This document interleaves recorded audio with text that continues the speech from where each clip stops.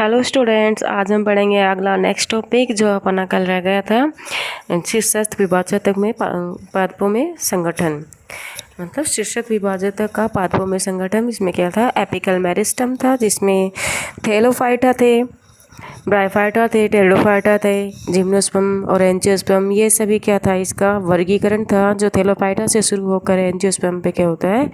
ख़त्म होता है। अब शीर्षस्थ विभाजक क्या होते हैं? एल, जिसमें एल्गी आते हैं, फंजाई आते हैं, उसमें शीर्षस्थ विभाजक पाया ही नहीं जाता। ब्रायोफाइटा में सिर्फ मृदुतक उत्तक का निर्माण करते हैं, और टेरिडोफाइटा में जाइलम और फ्लोएम यानी सवैनी उत्तक का फॉर्मेशन करते हैं। जिम्नोस्पर्म एंजियोस्पर्म में ये पूर्णतः विकसित होते हैं, और जिम्नोस्पर्म एंजियोस्पर्म में इतना ही डिफरेंस है कि इसमें एक बीज पाए जाते हैं और इसमें बीज और फल दोनों। इसमें सिर्फ थैलोफाइटा ही हैप्लॉइड स्ट्रक्चर है और ब्रायोफाइटा ही हैप्लॉइड स्ट्रक्चर है, बाकी ये सभी 2n स्ट्रक्चर है। एन का मतलब है हैप्लॉइड और 2n का मतलब है डिप्लॉइड। एन मतलब गेमेटोफाइटिक और 2n मतलब स्पोरोफाइटिक। आगे पढ़ेंगे हम। वैसे भी टेरिडोफाइटा का विकसित रूप क्या है? फ्रंट माना गया है, जिसमें सेल्स में अनेक विभाजन होते हैं। आगे हम थ्योरी पढ़ेंगे शीर्षस्थ विभाजक की। हम विभाजक टिश्यू पढ़ रहे हैं, ठीक है। उसके बाद स्थायी ऊतक भी पढ़ेंगे। आज शायद कंप्लीट कर दूंगी मैं ये, ठीक है। नेक्स्ट टॉपिक अभी देखते हैं, एपिकल सेल थ्योरी।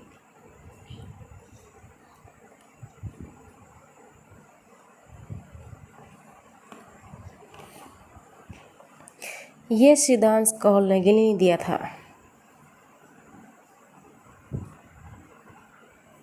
कार्नेगी थे साइंटिस्ट, उन्होंने ये सिद्धांत दिया था और इसका समर्थन दिया था, और इसका समर्थन हॉफमेस्टर ने किया था।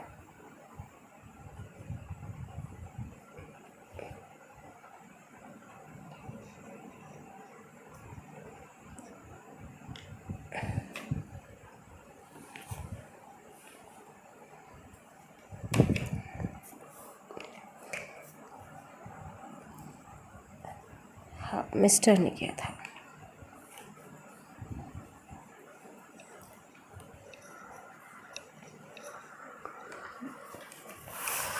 जैसे ये कहता है कि एक कोशिका, एक शीर्षस्थ कोशिका से ही, एक शीर्षस्थ कोशिका से केवल एक ही कोशिका से मिलकर बनी होती है। जैसे एपिकल सेल केवल एक ही शीर्षस्थ कोशिका से मिलकर बनी होती है, लेकिन थैलोफाइटा में तो एपिकल सेल या शीर्षस्थ कोशिका पाई ही नहीं जाती, तो ग्रोथ कैसे संभव है? तो ये सिद्धांत केवल ब्रायोफाइटा और टेरिडोफाइटा पर ही लागू होता है, और एंजियोस्पर्म और जिम्नोस्पर्म पे भी ये सिद्धांत लागू होता है, लागू नहीं होता, क्योंकि टेरिडोफाइटा और ब्रायोफाइटा में सिद्धांत प्रॉपरली लागू होता है, क्योंकि इसमें शीर्षस्थ विभाजक होता है, जबकि जिम्नोस्पर्म जिसमें 2n स्ट्रक्चर होती है, और थैलोफाइटा में शीर्षस्थ विभाजक नहीं होता, तो एपिकल ग्रोथ कैसे होगी? तो ये सिद्धांत वहाँ माना नहीं गया। तो लिखेंगे हम, यह सिद्धांत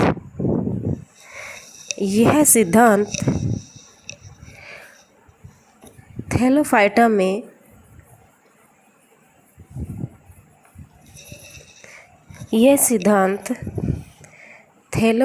में शीर्षस्थ कोशिका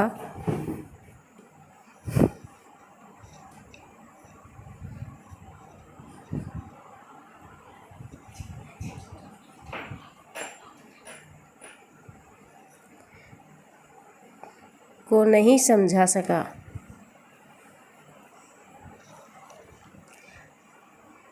यह केवल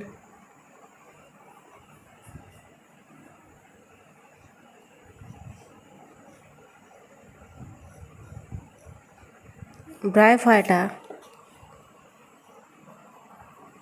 और टेरिडोफाइटा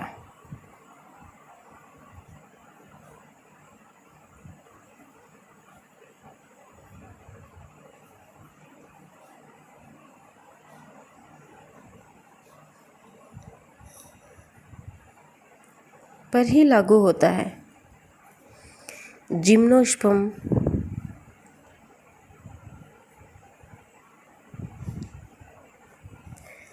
एंड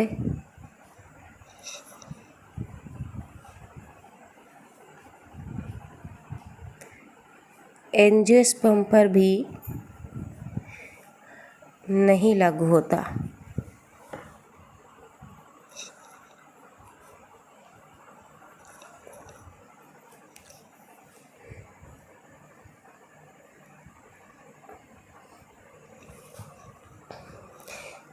इसमें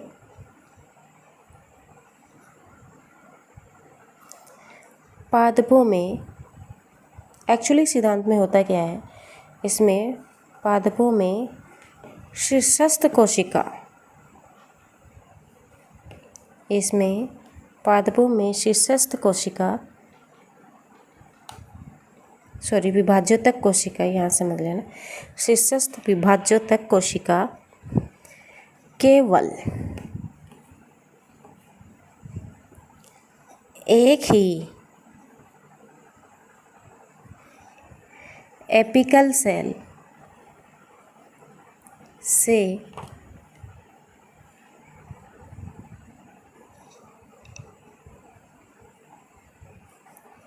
मिलकर बनते हैं। दूसरी थ्योरी है इसमें हिस्टोजन थ्योरी।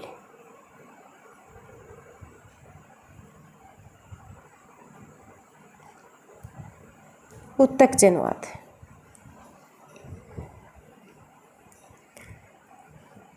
उत्तक जनवाद, हिंदी में इसको उत्तक जनवाद कहते हैं। यह सिद्धांत हैंस्टीन ने दिया था।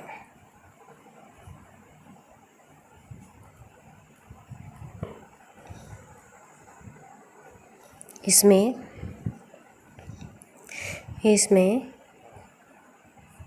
पादपों में मूल शीर्ष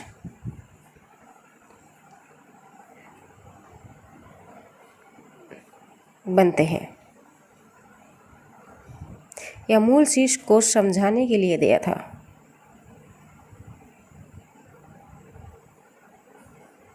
मूल शीर्ष को समझाने के लिए दिया था।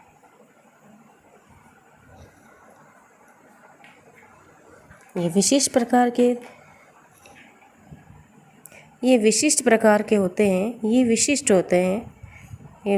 होते हैं और ये 3 प्रकार के होते हैं। यह 3 प्रकार के होते हैं।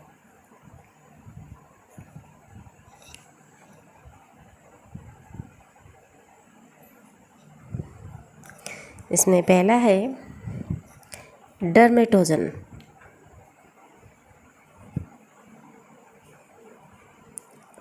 दूसरा है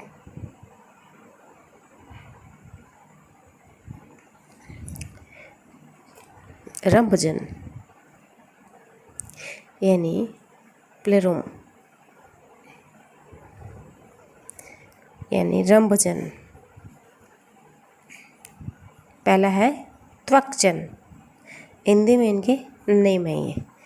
तीसरा है पेरीब्लेमा,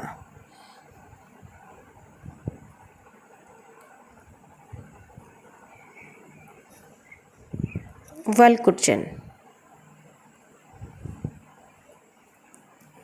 ये जो डर्मेटोजन है, इससे एपिडर्मिस का निर्माण होता है। एपिडर्मिस यानी अधिचर्म, एपिडर्मिस का निर्माण होता है, यानी एपिडर्मिस यानी अधिचर्म यानी सबसे बाह्य की परत। और इससे क्या बनते हैं, इस रोम बनते हैं यानी हेयर बनते हैं। हेयर यानी रूट हेयर और स्टेम हेयर।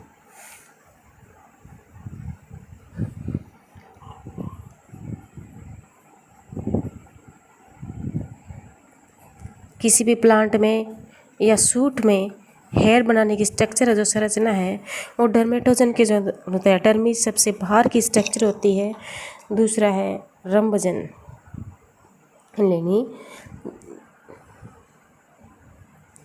दूसरा है रंभजन। इसकी क्रियाशीलता से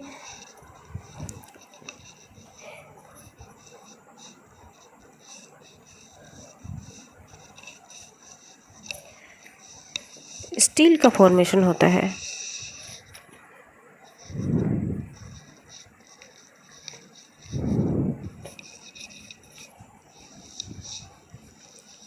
तीसरा है वल्कुचन।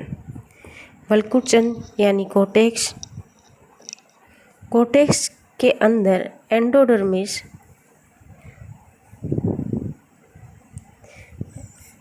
एंड हाइपोडर्मिस से मिलकर बना होता है। कोर्टेक्स एंडोडर्मिस और हाइपोडर्मिस से मिलकर बना होता है।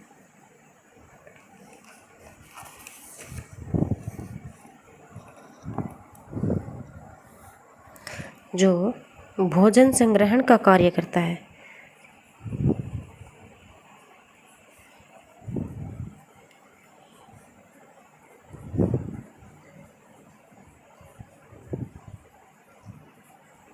जैसे एक स्ट्रक्चर है, ये सभी जो सेक्टर, ये तीनों संरचनाएं डाइकोट प्लांट में पाई जाती हैं।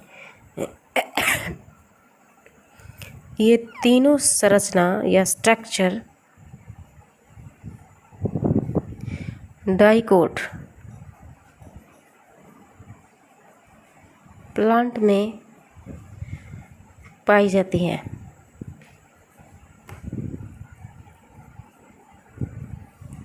मोनोकोड में नहीं पाई जाती है। मोनोकोड में एक चौथी स्ट्रक्चर भी पाई जाती है, फोर्थ स्ट्रक्चर। तो जैसे ये है, ये सबसे बाई परत है जिसे डर्मेटोजन कहते हैं। बाहर की तरफ रूट है, स्टेम है। उसके बाद की जो स्ट्रक्चर है ये रंभजन है, प्लेरोमा। और उसके बाद में है पेरीब्लेमा। पेरीब्लेमा यानी वल्कुचन। वल्कुचन मतलब किससे हाइपोडर्मिस एंडोडर्मिस होता है। एंडोडर्मिस के अंदर स्टील का सारा प्रोडक्ट पाया जाता है, जैसे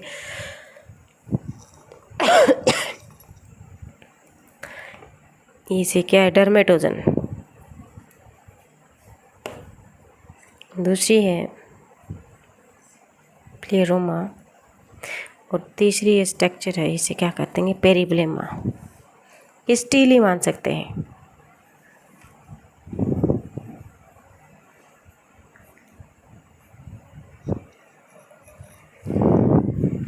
तो ये तीनों स्ट्रक्चर हैं जो डाइकोट प्लांट में पाई जाती है, मोनोकोट में नहीं पाई। मोनोकोट प्लांट में एक तीसरी चौथी स्ट्रक्चर ऐसे यहाँ ऐसे करके पाई जाती है।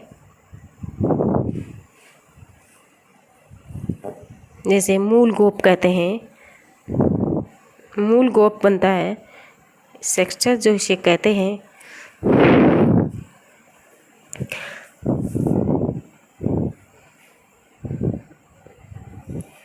मूल गोप बनता है जिसे कैल्ट्रोजन कहते हैं। कैल्ट्रोजन की क्रियाशीलता से मूल गोप बनता है। मूल गोप यानी रूट कैप। रूट कैप का मतलब जानते हो ना, टोपी, बाहर की संरचना। तो ये जो संरचना है और ये जो संरचना है एपिडर्मिस और मूल गोप की, ये बीच का जो क्षेत्र है इसे कहेंगे शांत क्षेत्र या शांत बिंदु, क्यूसेंट।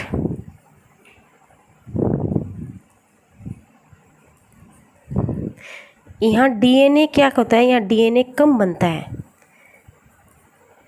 यहाँ डीएनए कम बनता है।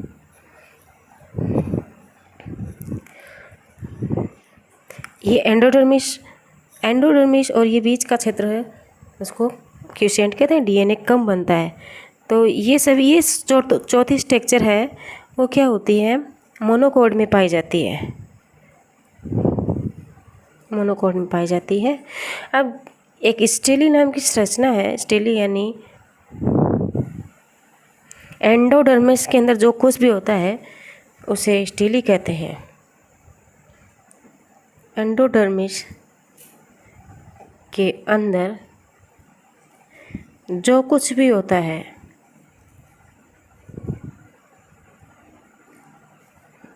उसे स्टेली कहते हैं। स्टेली में कौन सा आता है, जैसे स्टेली है, ये स्टेली जिसमें होता है पेरिसाइकल, वैस्कुलर बंडल,